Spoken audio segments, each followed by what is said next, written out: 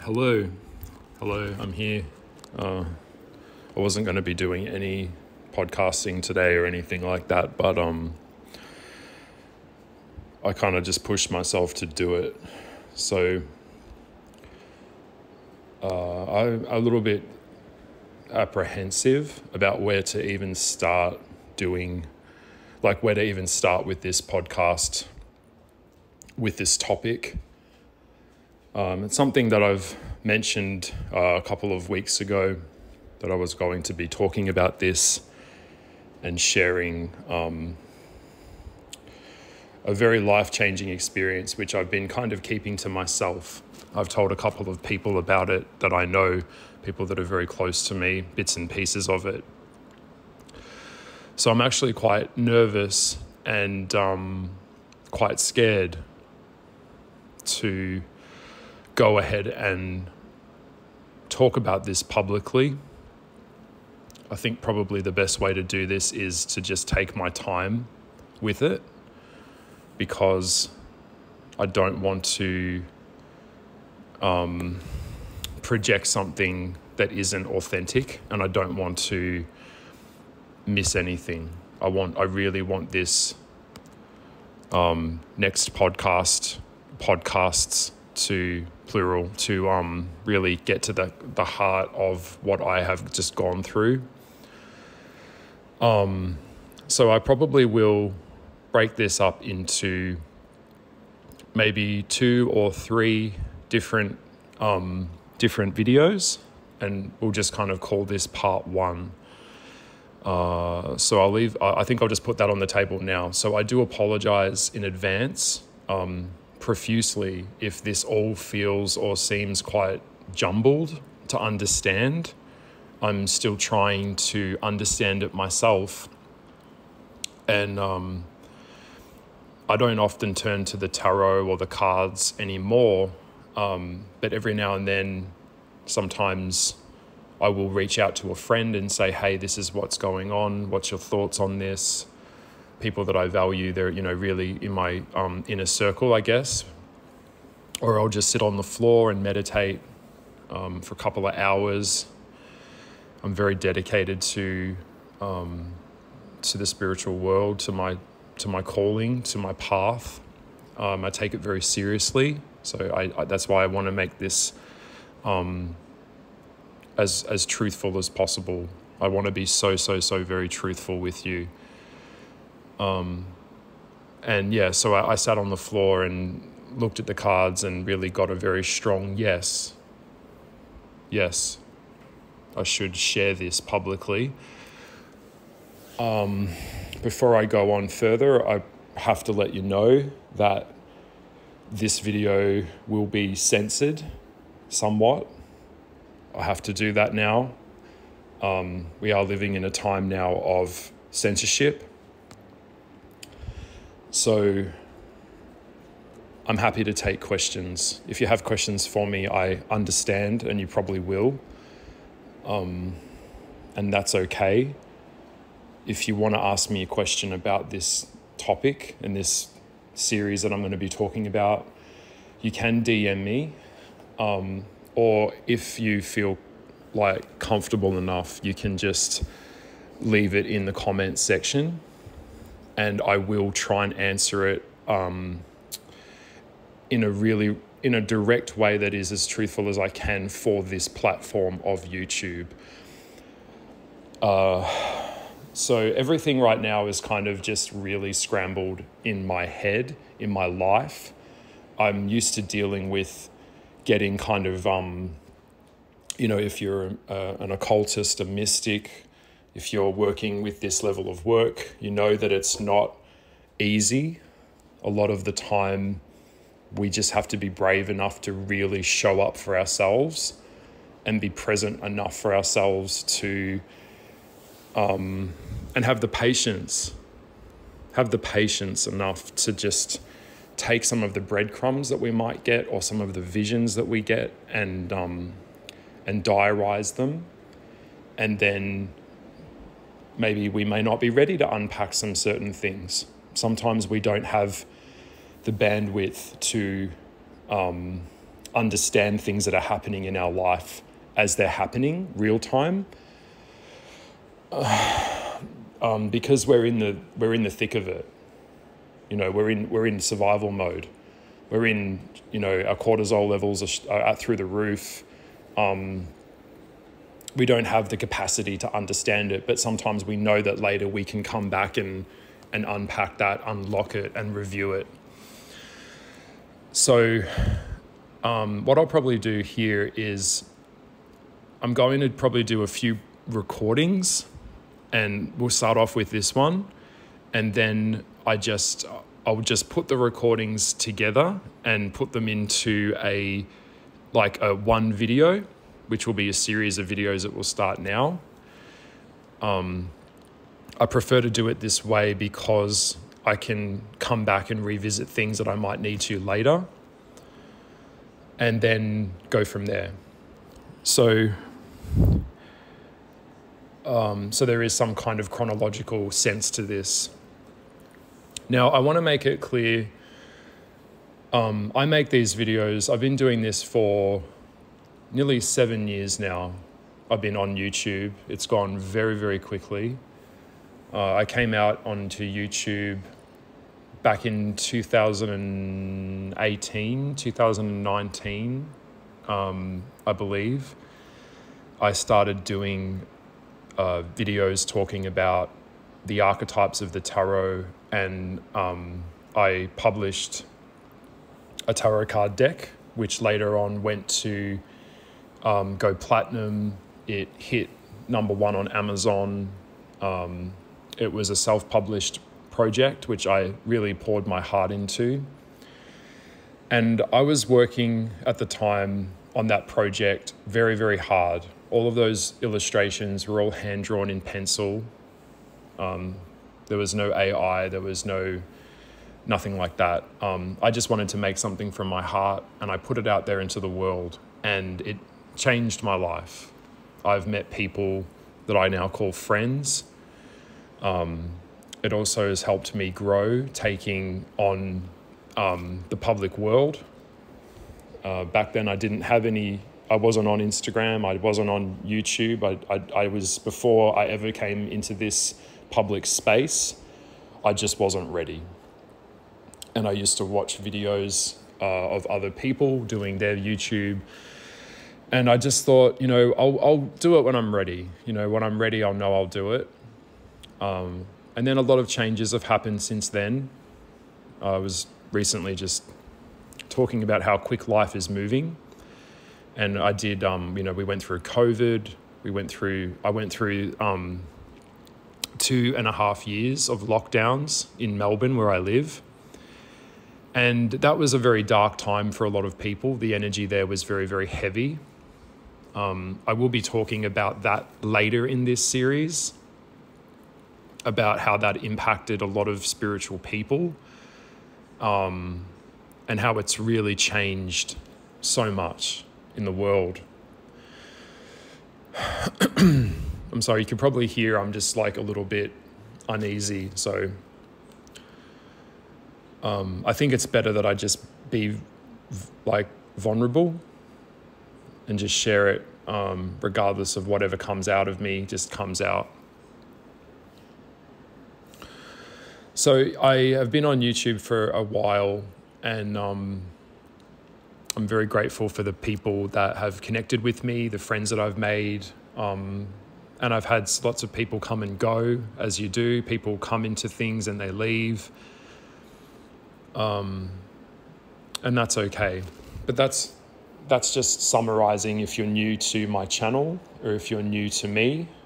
I'm just trying to bring in a little bit of an intro and some context to myself before I go on and proceed into this topic in relation to where I am in my life, and some very, very serious changes that are happening within me right now. I can't share everything for legal reasons. Some people know that there's big shifts happening in the physical world. I am relocating.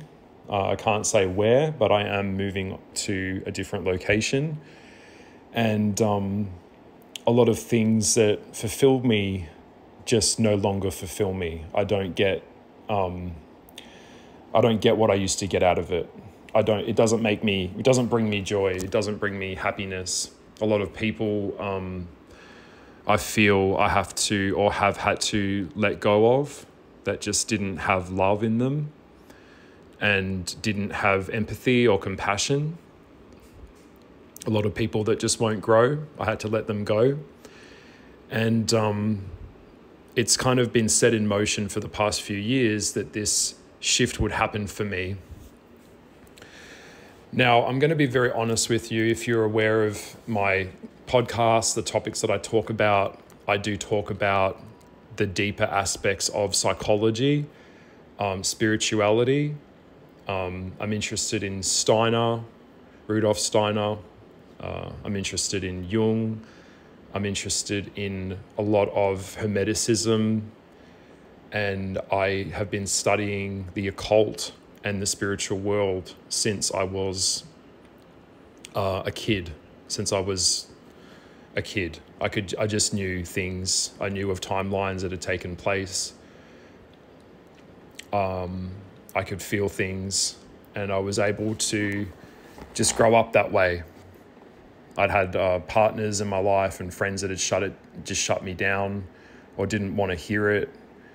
And I did take a break in between my mid-20s for a while, where I just kind of packed all of this away, and just wanted to fit in or not really go there.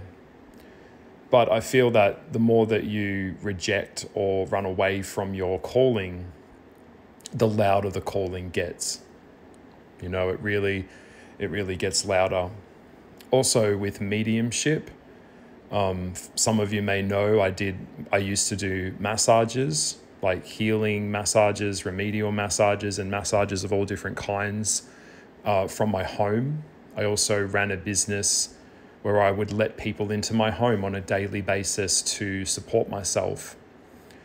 And that was actually over 11 years ago now that I'd been doing that.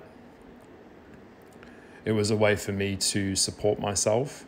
And it also, by default, just placing my hands on someone's back, I was picking up information on these people. I was picking up spiritual activity on these people. And so by default, and just doing massage, my spiritual skills, my claircognient, my clairsentient, my clairaudient, all started to get stronger and stronger and stronger.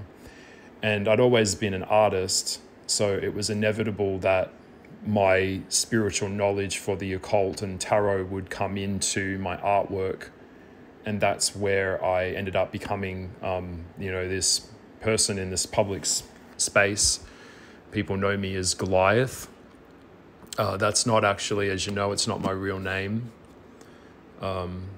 My real name, the meaning of my real name means Lightbringer, or bearer of light. And often people think that I'm a very dark person. I don't believe that I'm a dark person. I believe that I like to shine light on the darkness. That's the difference that you get with me. So I share some of my knowledge freely here on YouTube and with friends, things that I've learned about the world. I share my experiences. I'm very honest. I like it really raw. So I also have a lot of respect for people that walk this path. It's definitely not an easy path. So I'm kind of just giving you an intro into this topic, and then I think I'll place the phone down. I'm going to stop recording. I will go put the kettle on. Please just bear with me and be patient with me in this process of getting all of this off my chest and getting this out of my mind. because the topic that I'm going to be going into further is hell. Hell. The lower astral world. My knowledge of this has recently shifted. Once upon a time, I used to think that hell was not real, that it didn't exist. I used to think, coming from like a Wicca pagan type background or from anything in that regard, that it was all just made up by evil, evil priests, evil churches to control the people. I've had a lot of had a lot of disregard for the Bible, and believing that it is just a body of made up stories and essays that were used to control people. And to a certain capacity, when you look at the Bible, yes, that's exactly what it is. When you look at any religious system, you will see that humans have just used it to be dogmatic, and it's just pure dogma and control. So my placements astrologically, I have a triple placement in Sagittarius with an Aries moon. So if you know anyone who's an Aries, they've got a fire in them, they're hungry to fight. They're hungry. We're kind of inbuilt to rise against oppression and share our knowledge with people that want to hear it, that have the bandwidth to comprehend us. And that's me. And so I will say as well that I want to come back to the point of this podcast series, is that you can only understand this and understand what I'm going to share with you as deeply as you can understand yourself. All right? That right there is a big statement. And I just want to go into that a little bit. When you meet someone or you know someone, they can't know you until they know you, the real you. This isn't just about knowledge, information about you. This is about understanding you and your depths, because they can only meet you as deeply as they have met themselves. People can only understand the world and the things that are taking place now in this world as deeply as they know themselves. And so what we have now, just cutting it really simply, in society, we have a time where we are heading into the final epoch of the human collective. Now, I believe in hope. What is life without hope? So that's why I'm doing this. That's why I want to talk about this. What is life without hope? We have a complete inversion. Everything is becoming inverted now. Everything. There is a time now through technology and AI and agendas that are really kind of governing the place, the ones that really run this world. It's gotten to a point now where they're just corrupting the public and corrupting us to corrupt ourselves, to make a mockery of ourselves, to keep us confused about who we are, to control us, to divide us from ourselves, from our own divinity, to divide us from nature, and above all, to divide us from truth and reality. We have an attack on virtue, and we have an attack on reality that is taking place on mass levels through the media, through agendas, through everywhere I look. And what is happening now, and that's why this, coming back to the start of this point of this, is that humans are behaving on such a low level that the lower astral realms that are lower. So if you don't know this, I'm just going to summarize it. Above the earth, there's like a grid, and there's different dimensions that are around us in the spiritual planes. One of them is called the 8th sphere. Okay, you can look this up. It's also directly linked. And I don't know how this, by the way, please understand. I don't know how all of this works. I don't know the logistics of it. I'm only sharing my experiences of it. Okay? So if you're coming for me with like I don't know how the hell works. All I know is what I'm sharing from my experience. Okay? Yeah? So please understand. And if you are out there and you're listening to me, I'm sending out a radio signal right now.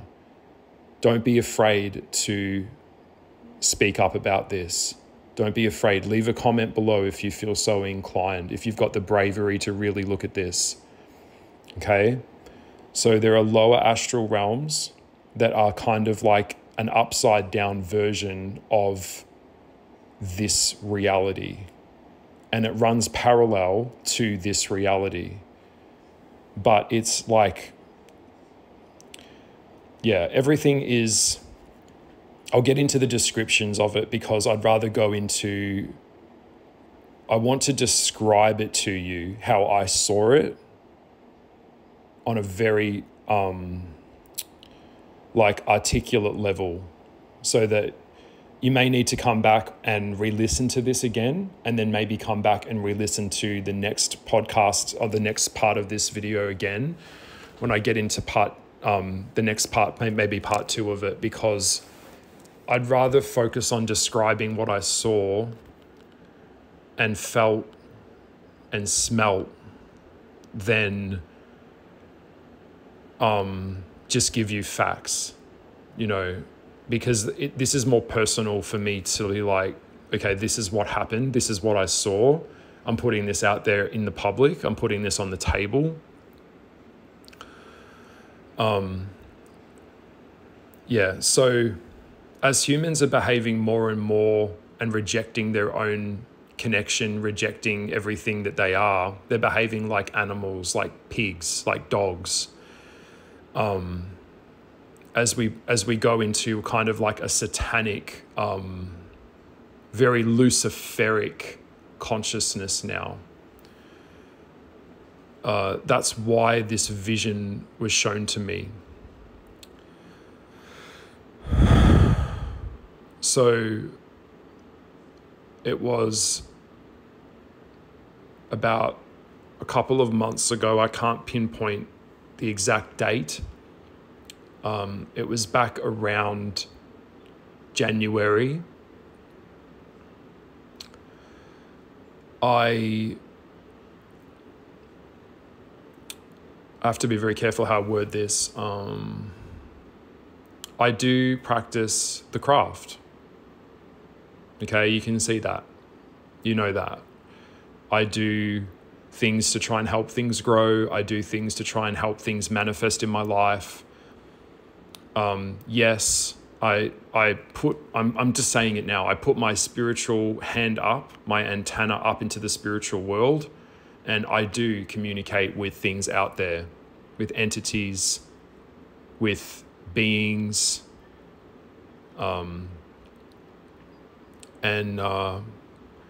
so that's why my crown is quite open anyway, so I can pick up a lot of stuff. And yeah, so I had a very, very strong visitation to a plane that I was not supposed to go to. And I knew that. When I got there, I knew immediately that I should not be there. It felt very unsafe. once I got there, I knew that I couldn't stay very long. I had a very strong sense of the claircognient, so I knew that the beings, the demons that were there knew that I was not supposed to be there. And I was shining like a light, like they can sense when you're there. So I knew that I couldn't stay long. So what's happening now since this event? What's happening now is that bits of information are like coming through in kind of bits and pieces. I think this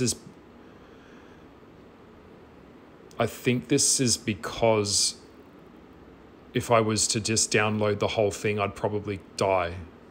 I'd probably, like, it would send a normal human brain wouldn't, or a mind, I don't think would be able to handle the experience. So I feel like that's why I'm spacing these videos out, because it's like I went into a state of disassociation while I was there to protect myself from dying while I was there.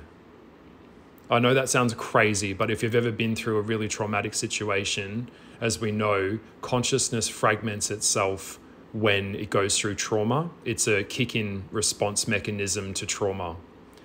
Going to hell or going to a plane like this is so traumatic that you would die.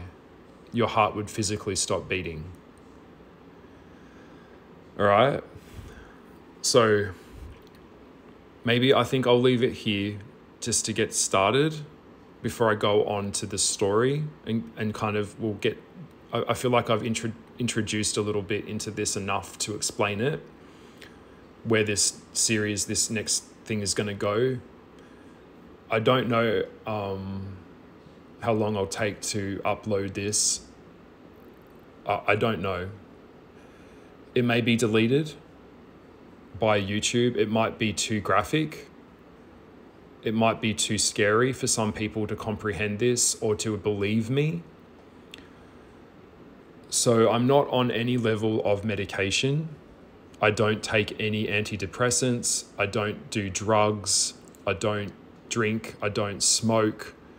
Look, occasionally I'll have a beer every now and then at the pub, but I'm not an alcoholic. I don't partake in the recreational use of any level of mind-altering substance. I was not on like magic mushrooms or some shit like that. Okay, this was a vision and a journey that I went to. And then I managed to return back to the physical 3D consciousness here. I did this in one night. Actually, no, that's not true. I did it in a night and in half the next day. Now, I will explain why that happened. Why I think that happened, because yeah, the sensoriness of this is so grotesque that it's like, it just comes in fragments. And then I've got my phone with me. I like get my phone and diarize it, or I write it on a piece of paper. I've got butcher's paper on my kitchen table. So sometimes I just write down a word, or it could be a sentence. And then I'll come back and revisit it when I can. So that's kind of what this is. So as I'm talking about this subject and sharing this experience with you from my heart, I am also kind of unpacking it, and things are coming out that I'm remembering about it as well. So this wasn't me under some level of psychiatric care. This is me just sharing something that I don't think many people will ever see until they actually get there. There was a presence of an angel involved. That's how I got there, and that's how I got out. And if you know anything about the cherubics or the angels, angels are very real. Okay, they're very real. The angel that was with me, that I believe has showed me this and took me here, was Archangel Michael. I also have knowledge now, which I will share as well later in the podcast, the rules that I learnt about this place. And the energy of it is, once you go there, you can never leave. Once you go there, it's a one-way place. You go in and you do not come out. So I wasn't officially there, like official, like I wasn't, when I say officially, of course I was there. I was there in the sense that I was able to see through other people's eyes what they were going through, which was like fucked up, but also able to see it as myself being there presently as well. So my spiritual mediumship and psychic abilities were also in tune enough to connect to those that are there already while I was there in that level of astral travel.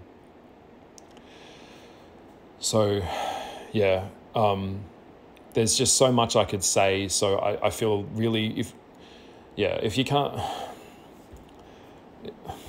tell, I feel completely overwhelmed. So yet again, I apologize. There's so many corridors I could go down and open in these chats that I don't know where to start.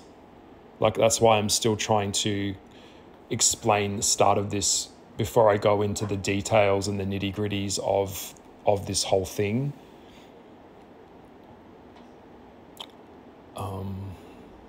Because I don't know where I'm going to go from here. I don't know. I thought that I had figured it out, and now I've been shown this, and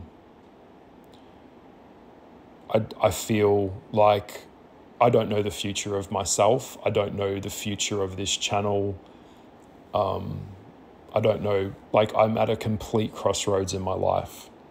But what I do know is whatever choice I make next in my life, I can't be half in, I have to be completely all in. So if I commit to the light and I commit to a journey of fighting evil, then I have to fully commit, like fucking balls deep. No apologies, no shame. And I feel like that's the direction that I'm heading in. So I'm just trying to express this as like, as authentically as I can. So it's definitely changed how I see life. It's how I see the world, and the direction of where we're headed. So I see that Archangel Michael has shown me this because it's the most likely potential outcome of humanity. As bombs get dropped, as war, violence and wars and mind control and corruption happens, and perversion happens in the world, I think the reason I was also able to access this realm briefly is because the veils between us and the other side of this lower realm are becoming lower and weaker. They're becoming more punctured, like a hole is getting torn in these veils. So don't be surprised if you start hearing, I wouldn't be surprised if you start hearing people saying these things like I'm saying now and sharing this testimonial. I guess this is what it is. It is a testimonial of sorts. A testimonial, that's what this is. So, yeah, fuck. Because when we are sleeping and we're dreaming, we are already astral traveling. And so the ones that can do it the best or go the furthest will be the ones that will be able to access these realms the first. Now, I want to also share the dangers of astral travel. This is not a very, I don't think people understand how incredibly fucking dangerous it is. I think a lot of people do it lightly, but the ones that are able to control the direction and go further out into these realms, they are putting themselves in great danger. Things can come back with you. Things can attach themselves to you.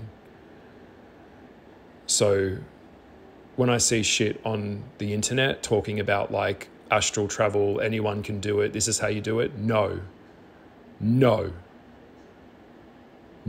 I do not recommend it. You must be fully aware of what you're doing. Okay, same with any level of demonic contact, any level of spiritual contact with the other side, any type of shit like for entertainment, like a Ouija board or anything like that. Very, very dangerous.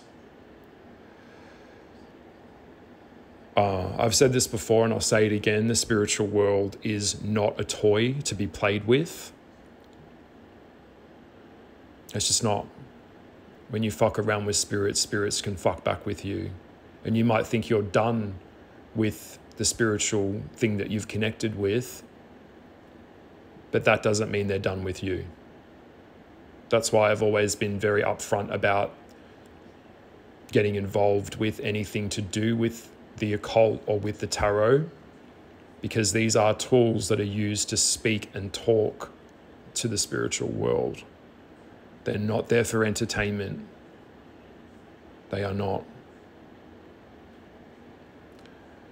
Now, it's said that in the spiritual world, the body cannot live without the soul. That's true. For the physical body here in the 3D world to move with matter, spirit has to occupy the matter, or it needs a force of electrical impulse to do that. In the spiritual world, anything can happen. The rules and time zones and time differences to this world are not the same. They are not. All right? It's hard to explain because it's like we're so used to like talking in time zones with our clocks and shit, with the measurement of like sun and moon and rising and sunset and things like that. But in the spiritual world, things like, physicality means materiality is nothing. So I think I've dropped a lot already. I'm going to have enough respect to just pause it here. And if you're listening to this series that I'm starting now, please know that I'm okay. I feel like, look, I'm not okay. I'm not. But yeah, I'm not okay, but I'm showing up enough for myself right now to believe that I will be okay later.